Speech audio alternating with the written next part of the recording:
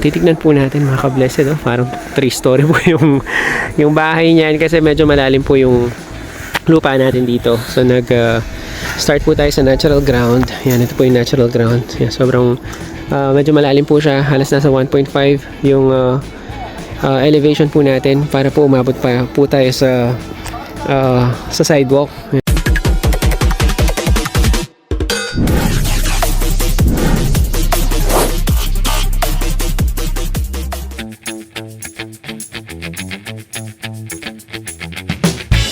Pinagpalang araw po sa bawat isa. Welcome back po sa ating channel and welcome back po sa Blessed Builders, mga ka-blessed.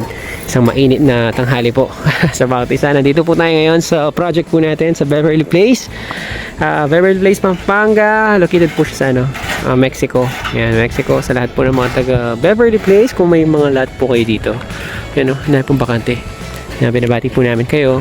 So ito pong project po natin na to, pangatlong bahay po. Or pangalawang project, yung po ginawa po natin, 2 unit po siya before. So yung ngayon po, yan, pangatlong bahay na po yung gagawin po natin dito. Praise God na yan, meron po tayong panibagong project po dito. At yung pong project po natin na ito, retirement house po siya ng mga client po natin na nasa US. Binabati po natin Ma'am Girlie, hello po. Sir Ray, hello. Ayan, mag-asawa po sila and they're planning to retire po dito po sa Pilipinas. So dito po nila napiling bumili ng lot at yan po, ongoing na po yung retirement home po nila. At kung titignan po natin mga ka-blessed, oh, parang 3-story po yung bahay niyan kasi medyo malalim po yung lupa natin dito. So start po tayo sa natural ground. Yan, ito po yung natural ground. Yan, sobrang medyo malalim po siya. Halos nasa 1.5 yung elevation po natin para po umabot pa po tayo sa sidewalk. Ayan, tignan nyo po yung zoom ko lang po para makita nyo. Ayan. So ito po yung finished floor po natin yan. Yung beam po na yan na nakita po niyo, yan pa lang po yung finished floor po natin. And then yung pong yan na po yung first floor and then yung pong second floor. Ayan, so itong portion po na to, firewall po yan. So yung po kasing sukat po ng lot po natin dito mga ka-blessed, pahaba po siya sa 10 meters yung pong frontage and then 20 meters naman po yung side po natin. So para ma-maximize po natin yung lot po natin, I mean yung ma-maximize po natin yung space po ng bahay, so nag-firewall po tayo dito. So ito po yung property line natin. Tapos sinagad po natin dito yung bahay. Papansin po natin naka-firewall po tayo dito. Ito po yung firewall po natin. Yan yung firewall po natin. Tapos nag-setback po tayo ng 2 meters dito sa kabilang side. Kita ko po sa inyo. Ayan, nag-setback po tayo dito. Mamaya makita niyo po yung setback since nakapag-asinta na po tayo ng bakod dito sa gilid. So yan po yung setback. So ito po yung side, right side portion po ng bahay. Ayan, so ito po yung right side portion po ng bahay. Tuloy-tuloy po yung structural po natin, pero magpe-prepare na po tayo niya for roofing kasi once na naasintahan na po yung dito sa gilid, itong portion po na to, ay mag-prepare na po tayo for our roofing structure. Po palang roofing po natin dito, shed roof po siya, so mataas po yung dito, yung pong slope po niya is patalikod. Yan, so i-flash ko po ulit yung perspective po ng project po natin dito. Flash ko po sa screen. Yan, ganito po siya. Ayan.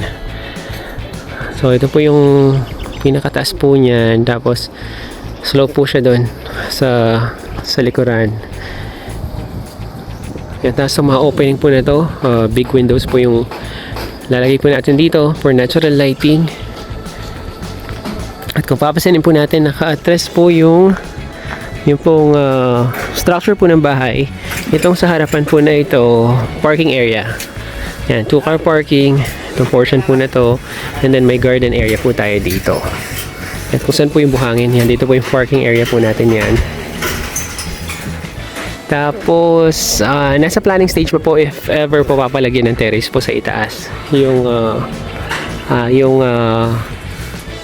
property po na ni Ma'am Girlie and Sir Ray, pending pa po if terrace po nila yung taas, pero ito po yung magiging perspective niya just in case po i-revise po natin yung plan. So, pakita ko lamang po siya sa inyo. So, yan. Ito po yung provision. Yan. Ito po yung possible gawin in order for us to maximize pa po yung space po natin. Yan. Meron po tayong space sa terrace. Sa itaas po ng parking. Maging slab po siya. And then, ipaparoof po yung terrace po sa itaas. Pina-approve na po namin. Tapos sa Beverly Place, in-approve naman po nila. So, waiting na lang po if ipapag-go po ni na Ma'am Girlie and Sir Ray itong extension po natin sa terrace. Pero if hindi naman po ipapa-extend, okay pa rin po siya since may space pa rin po tayo dito sa ating parking. Yan, so pasok po tayo para makita po natin the parking area. And then sa harapan po ng bahay, I mean, yung portion po na to, before po yung house wall, meron pa rin po tayong extra space po dito. Extra space para po sa porch natin. So meron po tayong porch dito sa portion po na to. And meron po tayong extra space niyan dito sa portion po na to for our garden. Yan, ito po sa yung garden area niyan. Itong area po na to, o itong portion po na to, saan po yung barracks. Yan, tapos thank you po pala Ma'am Girlie and Sir Ray sa pamerienda. Nabibigay po sila ng pamerienda po dito. And every week, para po sa mga boys. Yan, maraming salamat po. Yan, so check po natin yung layout sa loob para magkaroon po kayo ng idea. So itong portion na to, itong opening po na to, glass door po yan. Glass door. Tapos yung dito po niyan, dito po yung main entry po natin. Main entry, tapos may window po tayo dito. So ito po yung pinaka wall po natin. So pagpasok po natin sa mismong bahay, yan, pagpasok po natin yan, dito po yung main entrance natin. Yan. Kita po natin is yung open to below concept na bahay. So ito po yung sala. Yan. Tapos yung ceiling po natin dito, naka-high ceiling tayo. Pasok lang po ako para makita niyo po siya.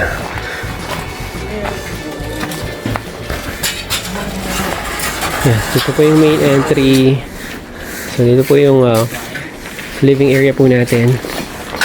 And then yung dito po yung dining area. And then yung pong kitchen area dito po siya.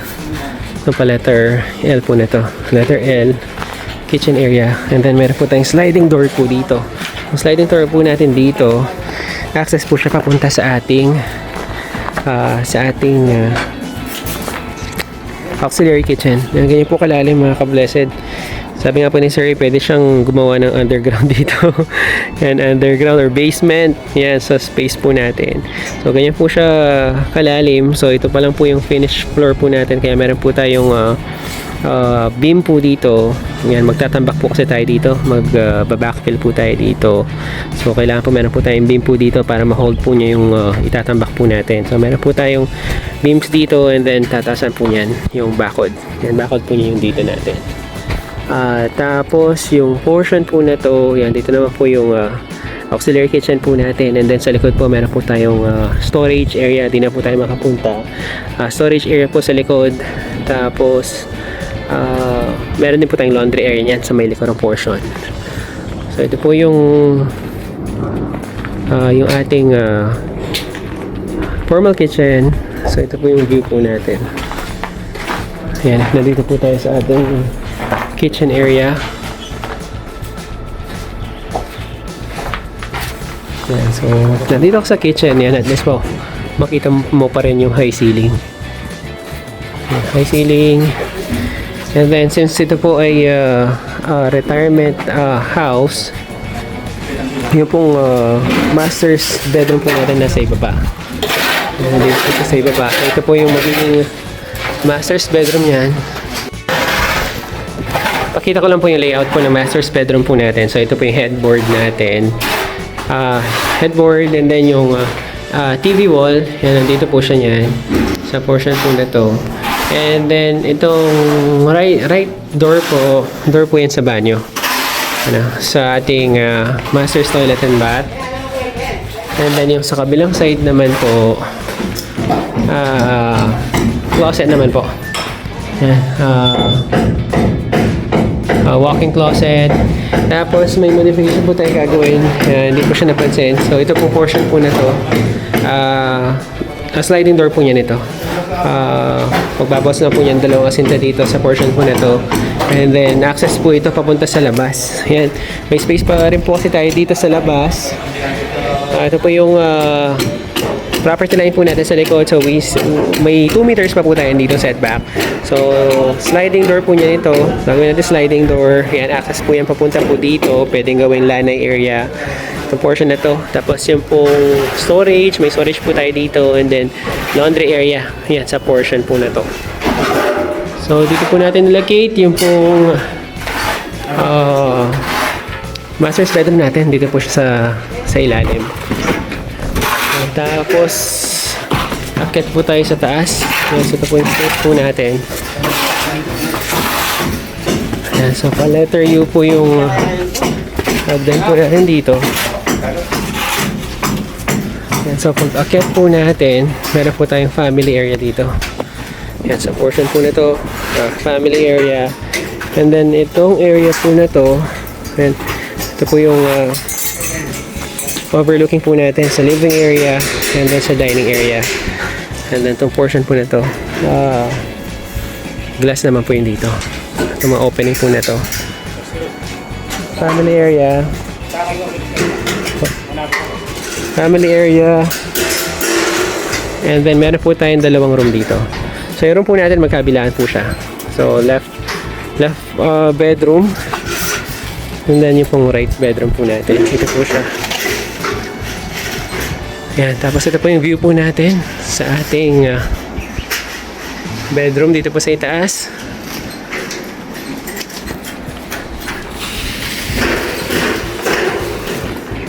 Yan.